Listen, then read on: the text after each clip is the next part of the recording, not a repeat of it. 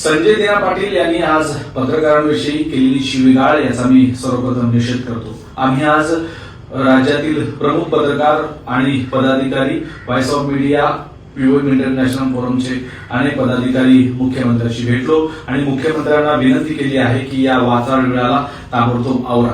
असं आहे की महाराष्ट्रामध्ये सध्या राजकीय वातावरण खूप गढूळ झालेलं आहे आणि या गढूळ राजकारणामध्ये जेव्हा पत्रकार आपली बातमीदारी करायला जातो तेव्हा त्याला शिव्याची लाखोटी व्हायला जाते। तुमच्यात हिंमत आहे तर तुम्ही थेट तुमच्यावर टीका करणाऱ्या लोकांशी बोला। त्यात पत्रकारांचा दोष काय? पत्रकार हा प्रामाणिकपणे या लोकशाहीचा एक खरा आधारस्तंभ म्हणून काम करतोय आणि ती भूमिका घेऊन पत्रकार आज पाटील यांना विचारपूस करण्यासाठी गेले होते। पण पाटील यांची एकूण मुजोरी पाहिली तर लक्षात असं येते की हा प्रचंड माज आहे, हा सत्तेचा माज आहे, पैशाचा माज आहे। किती खून केले, कोणावर खून केले, काय अत्याचार केले या स्वरूपाच्या धमक्या पत्रकारांना देण्याची काही गरज नाही। पत्रकार आपल्या पद्धतीनं काम करतायत आणि पत्रकार आपल्या पद्धतीनं काम करत राहतील।